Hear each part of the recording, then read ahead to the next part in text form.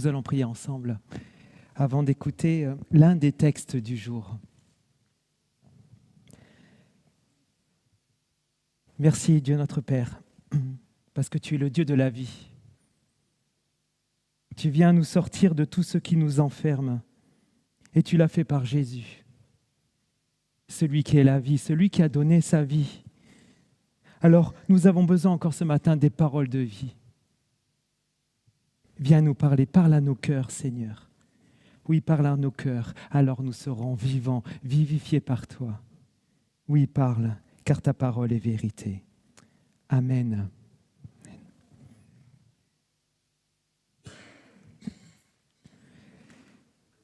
Prépare-toi. C'est à mon sens ce que nous dit l'ascension de Jésus, pour ici et maintenant. Faut-il revenir sur jeudi dernier, où nous étions tranquilles, c'est un jour férié.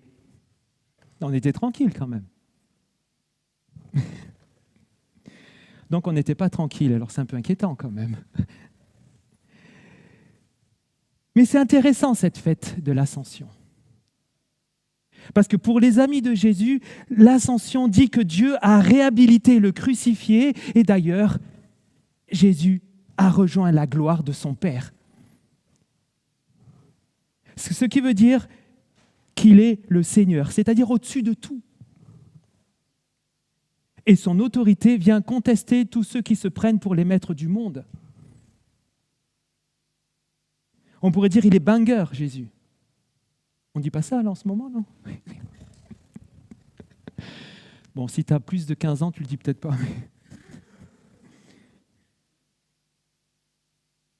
L'Ascension nous dit que Jésus est le Seigneur et qu'il est à la droite du Père et qu'il prie pour nous en tant que Seigneur.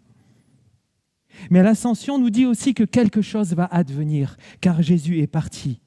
D'où cette idée que le Christ dit à son Église, d'où Église de Toulouse, prépare-toi. Église du monde entier, prépare-toi. Mais prépare-toi à quoi? C'est ça la question.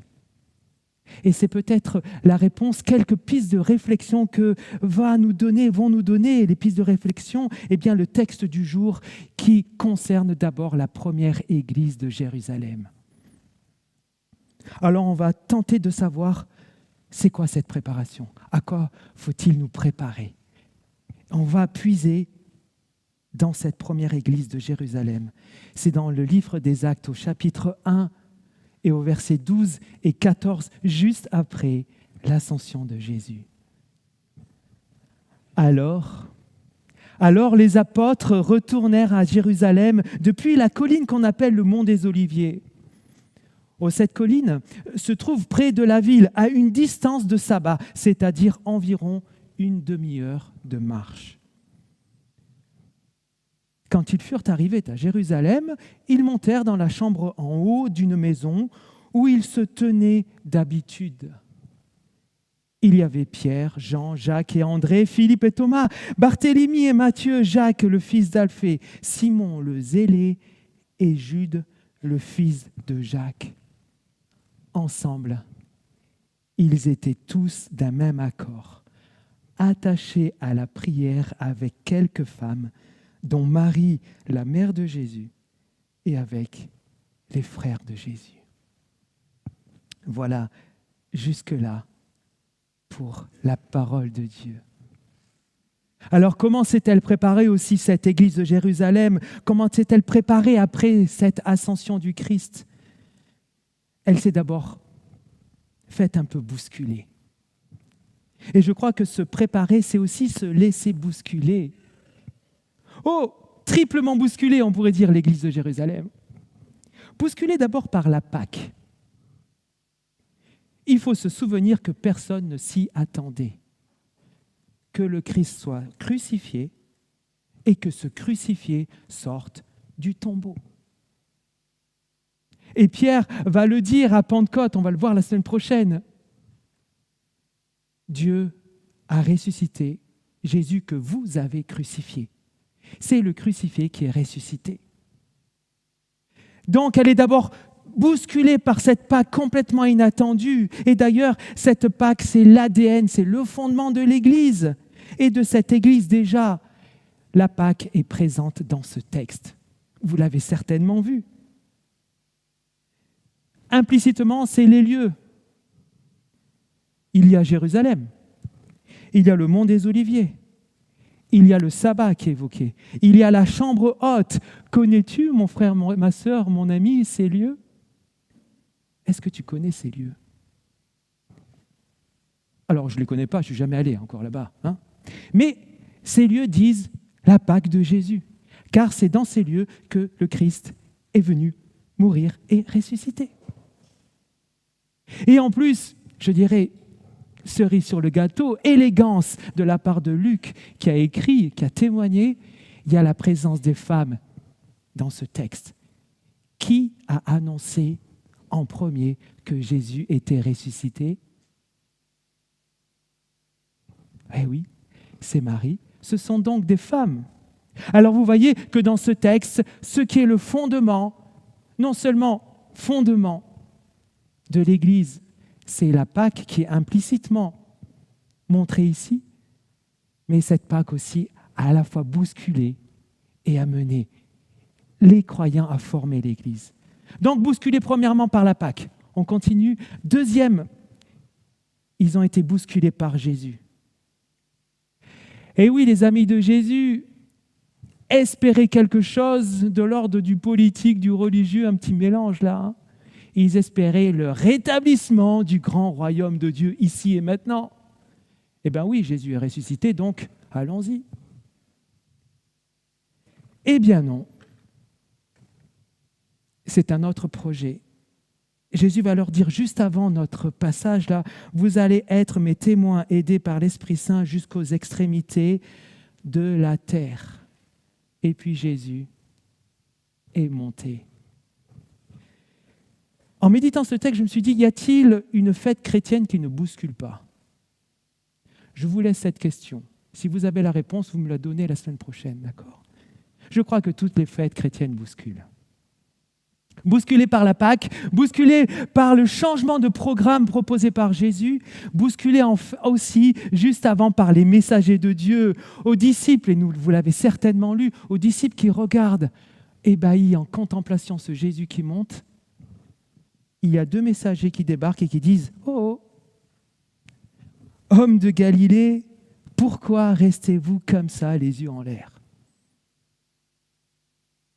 Et en général, le pourquoi dans la Bible, c'est un peu des reproches. Et ces deux hommes, un peu mystérieux, vont dire « Allez, maintenant, il faut aller télécharger l'appli. » Télécharger l'appli du projet de Jésus pour le monde. Il s'agit de rester sur terre. Alors oui, je maintiens cela, se préparer, c'est se laisser bousculer. Et la question sera pour nous aujourd'hui aussi, es-tu prêt à te laisser bousculer par Jésus? Se préparer, c'est aussi être renouvelé. On pourrait dire voir différemment les choses, être différent. L'équipe que nous avons vue, l'équipe des amis de Jésus avec tous les noms qui défilent, qu'est-ce qu'elle fait? Elle retourne à Jérusalem. Mais la question qui peut se poser, sera-t-elle la même qu'avant Pâques? Sera-t-elle la même qu'avant l'Ascension? Eh bien, pas tout à fait. Elle sera renouvelée par ce Christ. Dans cette Église, plus de disputes entre eux. Plus de disputes pour savoir qui sera le meilleur, le plus grand des disciples. Dans cette équipe, plus de désir d'être à la droite de Dieu. Être reconnu comme le meilleur, encore une fois. Ce que je suis en train de dire, c'est exactement ce que les disciples se disaient entre eux avant la Pâque et avant l'Ascension. Plus de désir non plus de détruire celles et ceux qui ne croient pas. Seigneur, veux-tu que nous appelions le feu sur cette ville qui ne veut pas t'accueillir? Dans cette équipe, plus de rivalité, plus de désir de dominer, plus de jalousie, plus de comparaison, plus de peur du lendemain. C'est ce que les textes du jour nous disaient aussi. je crois que se préparer, c'est se préparer à être renouvelé. Et cette équipe, donc bousculée, renouvelée, eh bien, elle va se rendre disponible. Et ça, c'est je crois, une des meilleures préparations. Et ce sera aussi notre question. Es-tu disponible pour le projet de Dieu?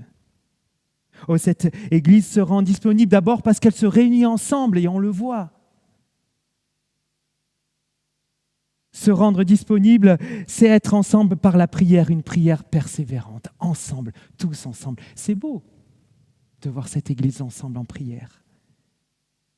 Et c'est en prière qu'elle se rend disponible à Jésus, parce que la prière est d'abord écoute. Seigneur, que veux-tu nous dire?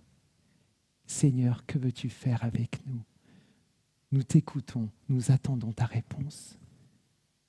Cette équipe, cette Église, appelez-la comme vous voulez, elle se rend disponible pour Dieu par l'unanimité. Ils sont d'un même cœur. Et ça dit aussi, se préparer, c'est aligner un peu les planètes ensemble.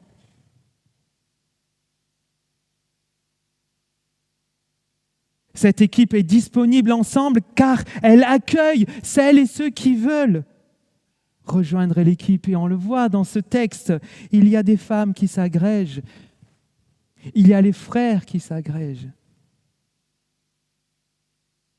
Oui, cette équipe se rend disponible à Dieu par la prière, par l'unanimité de cœur, par l'accueil de celles et ceux qui veulent les rejoindre.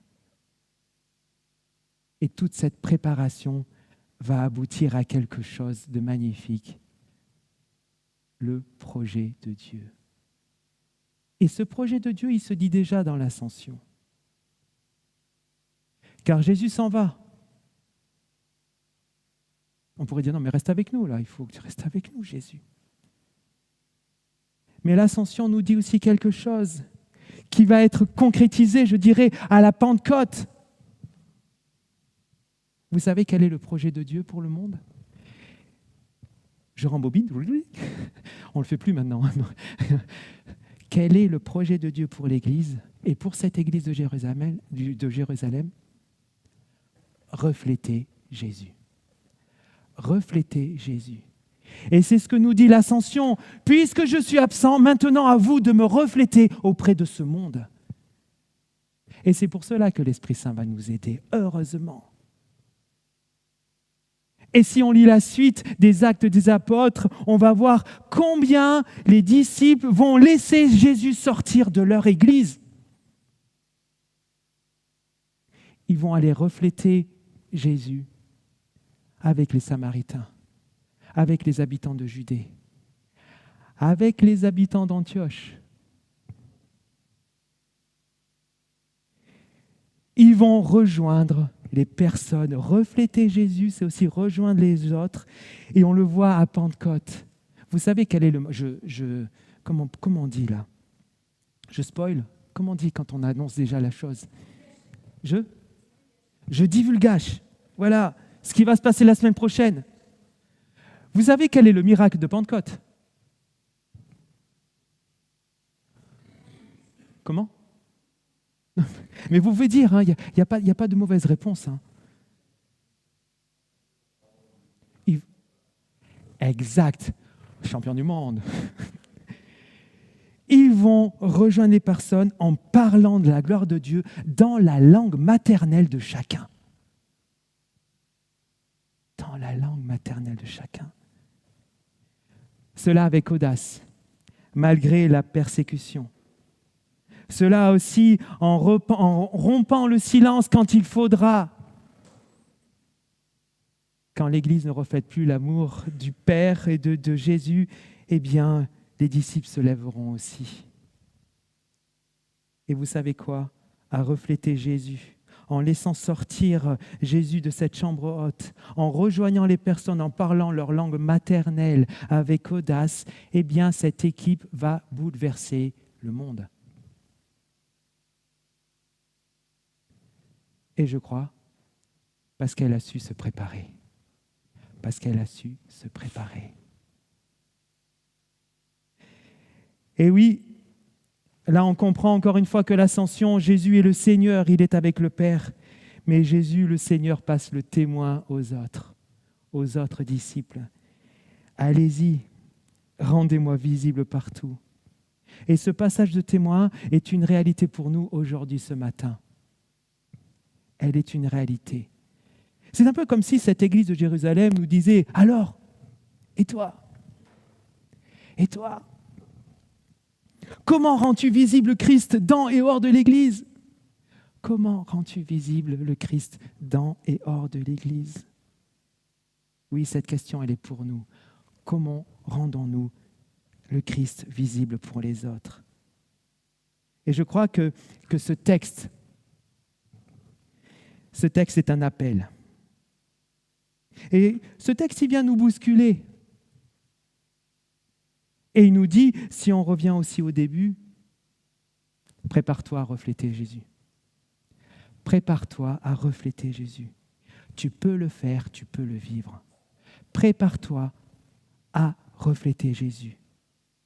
Et nous l'avons lu ce matin avec les enfants. Tu peux le faire, tu peux le vivre en accueillant l'Évangile. En accueillant l'Évangile. Oh, ne tarde pas, mon ami, mon frère, parce que l'Évangile révèle quoi ? Notre besoin de Dieu. Nous avons un problème. Et ce problème, il se voit dans la réalité de nos relations qui sont gauchies.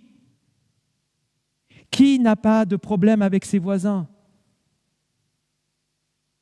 Allez, on ne va pas se mentir.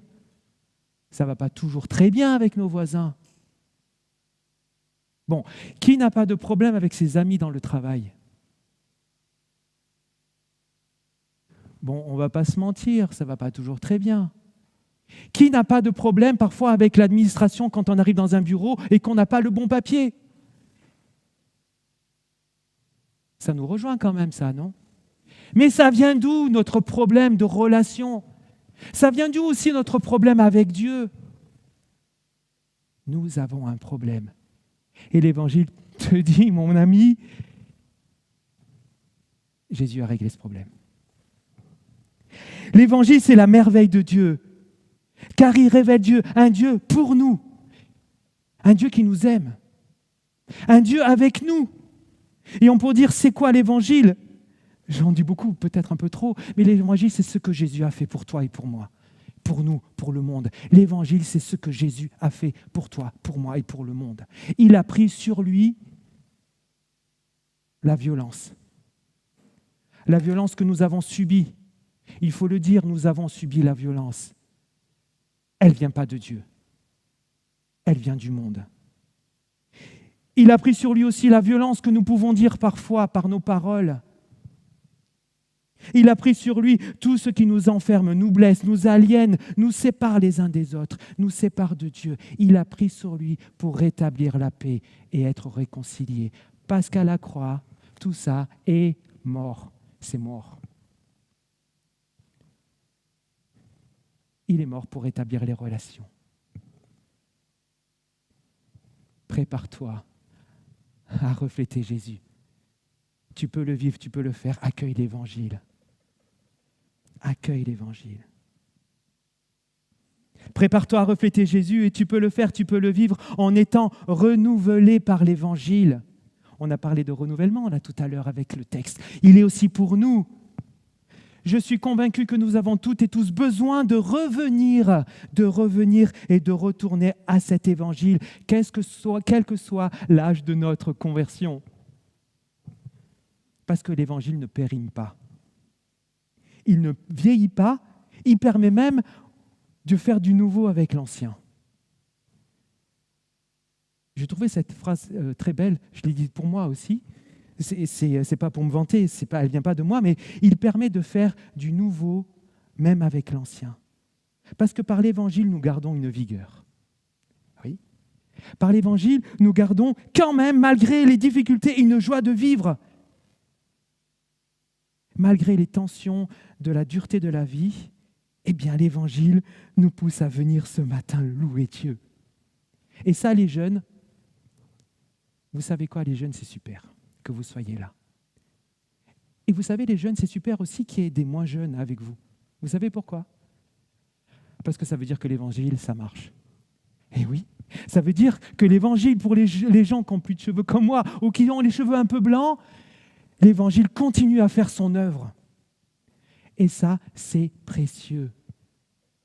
C'est précieux, les jeunes. Allez voir peut-être des gens qui sont un peu plus vieux que vous et demandez-leur, alors l'évangile continue à faire quelque chose en toi? Et je suis sûr que la personne continuera à dire, l'évangile continue à me bouleverser. L'évangile continue à me donner envie de me lever le matin pour aller Seigneur, on peut encore recommencer quelque chose avec toi. Reflète le Christ. Reviens à l'évangile, mon frère, ma sœur.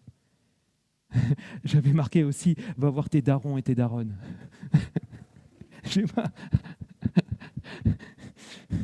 J'essaie de parler la langue maternelle des jeunes. Oui, l'évangile touche encore ce matin.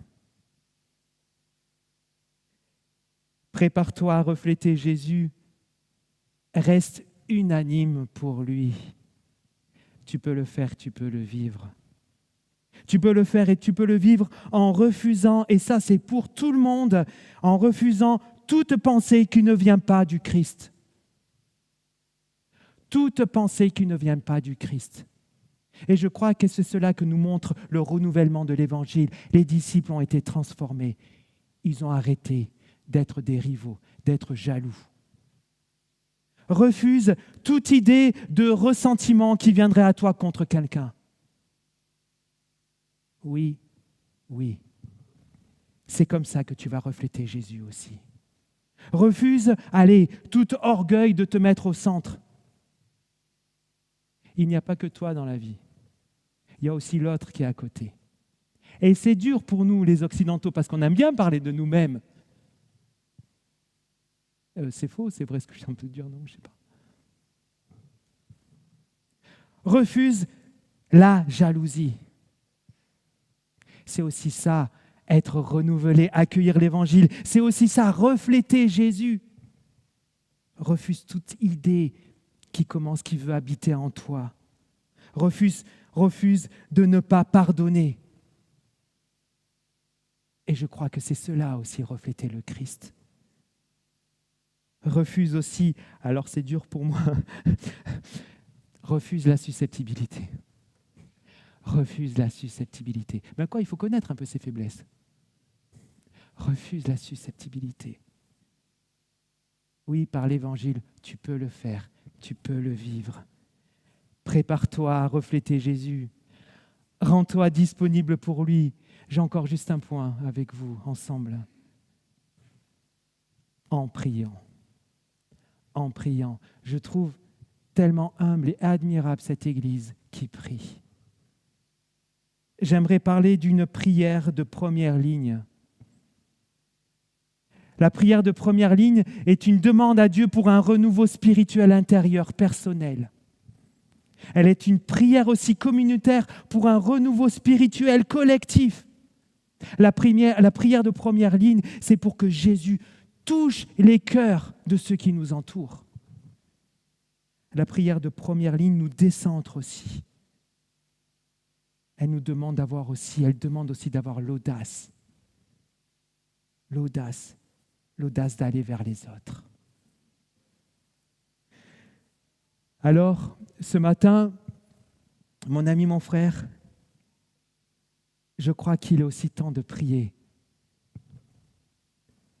pour ce projet, pour ce beau projet, celui que le Christ a commencé depuis l'ascension. Ce passage de témoin que le Christ a laissé, que l'Église de Jérusalem nous a aussi laissé. Et je crois, et vous l'avez compris, quel était ce projet. Refléter Jésus. Alors que le Christ inspire, mon frère, ma sœur, que le Seigneur t'inspire. Et tu sais quoi? Tu peux le vivre et tu peux le faire. L'Église de Jérusalem l'a fait. On peut le faire. Simplement, prépare-toi. Prépare-toi. C'est ma prière pour toi, Église de Toulouse. C'est ma prière pour toi, Église de Toulouse. Amen.